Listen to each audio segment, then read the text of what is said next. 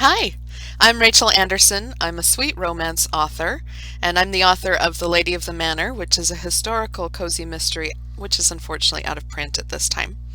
A Little Christmas Pretense, um, a contemporary sweet romance set in Kansas City in a publishing house. Backward Blessings, a contemporary sweet romance set at Thanksgiving. Um, Birthdays and Boyfriends, which is my subscriber magnet, and Sweethearts Old, which is the first book of the Lucky Sweethearts series and is the story of two high school sweethearts who come together after devastating loss and find hope and healing and second chances. I am so excited to be here with you today. I am going to get to share an excerpt from my book, Backward Blessings, which is backward on the screen. um, it is book 6 of the Blessings of Love series. It's probably one of my favorite beginnings because Jake is so sarcastic and a little bit obnoxious, and he and his sister have this really great repartee, and I'm so excited to share it with you. Chapter 1, Jake. Melissa, what Norman Rockwell nightmare have you planned this Thanksgiving? Jake Littlefield could almost picture his sister's eye roll, though she was about 500 miles away. You've been in Blessings for a whopping 30 seconds. What makes you think this is going to be a nightmare? The cornstalk decorations on the street lamps, the gigantic Welcome to Blessings sign, the fall festival rerouting traffic away from Main Street? Take your pick. You know, Jake, most people might think that sounds like the perfect place to celebrate Thanksgiving. Festive, even. He turned his back on the large farmhouse with a cheery sign proclaiming it the site of the beautiful Blessings bed and breakfast. Mel, you know I'm not most people. Is there a reason we couldn't spend Thanksgiving in Bora Bora? Melissa harumphed. Thanksgiving in Bora Bora is the same kind of avoidance you've perfected over the last 3 years. That's why I searched the internet for the best places to spend Thanksgiving. Blessings, Kansas was number 1. Jake ran his fingers through his hair. When would she get it through her thick skull? Thanksgiving made his skin crawl. Bikinis and beaches aren't avoidance.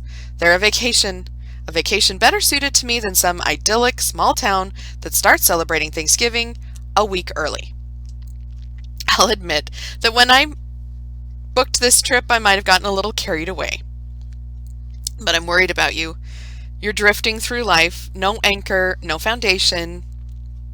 So you blackmail me into vacationing in the living shrine to the one holiday I cannot stand, and then you abandon me to my fate? Melissa groaned. That's not fair. No one could have foreseen Dan's emergency appendectomy yesterday. He glanced back at the farmhouse. 2 eyes peered out at him through the blinds of a second-story bedroom.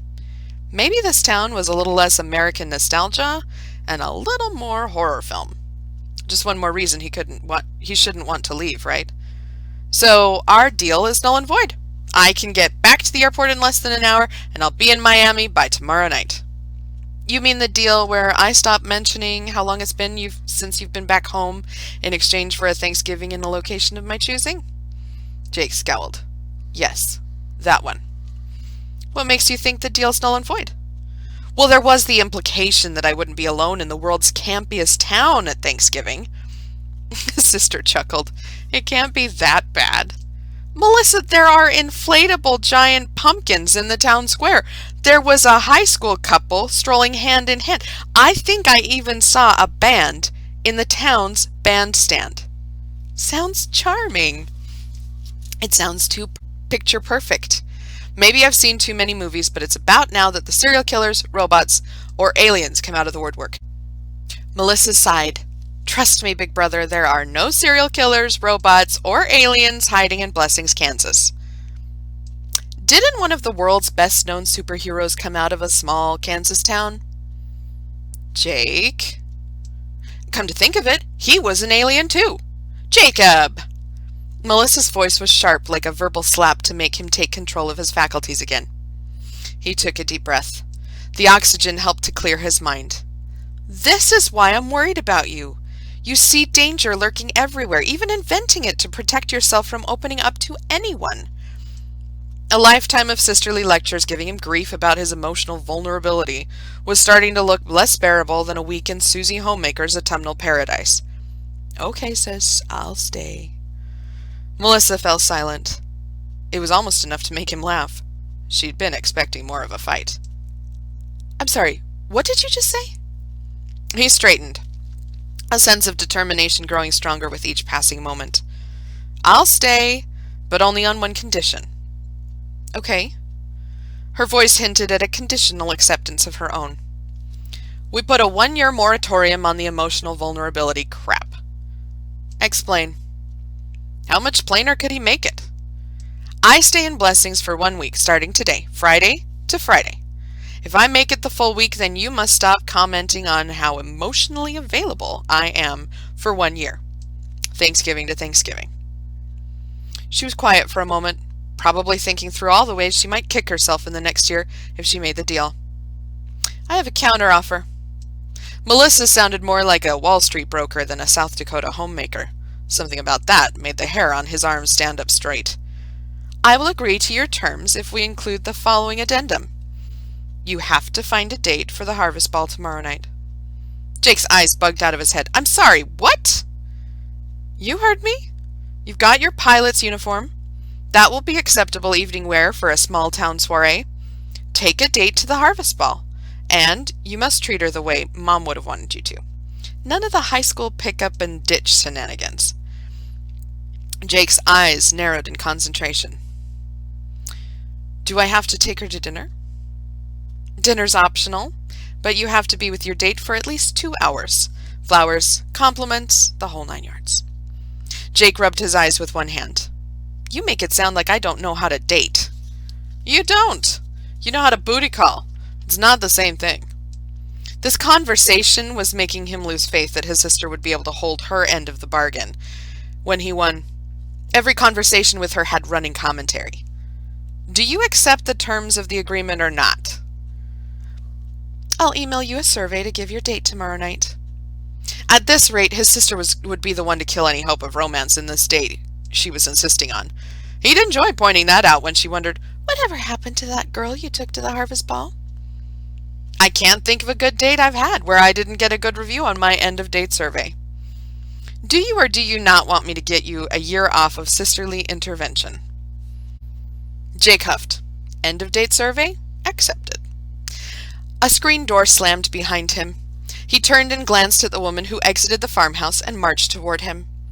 So the welcome party was choosing to be more proactive than just peeping through the blinds.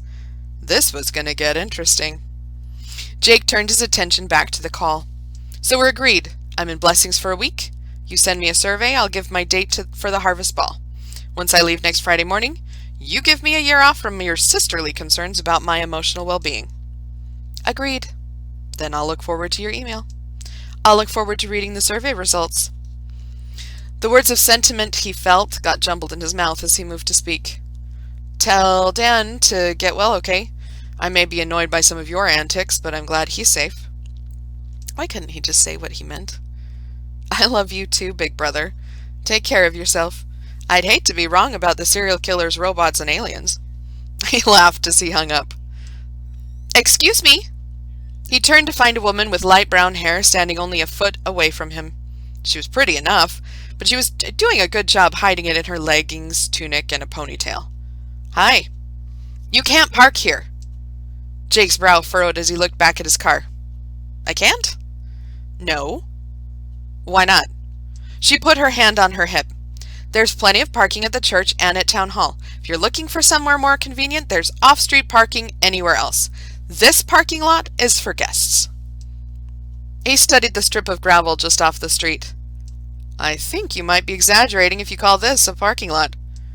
Her eyes narrowed. "Regardless, it's private property. Only guests of the bed and breakfast can park here." He stifled the smile that threatened to break his cover. "And you're not expecting any guests for check-in?" "Not that it's any of your business. But no, I got a cancellation this morning from the one check-in I expected." He reached out a hand as he allowed himself a chuckle. She examined his hand with a wary eye like he was offering her a bruised banana for no good reason. "I think there may have been a miscommunication. I was supposed to arrive here around the same time as my sister and her husband, but they're not able to make it." She frowned. "You're checking in?" He pulled back his extended hand.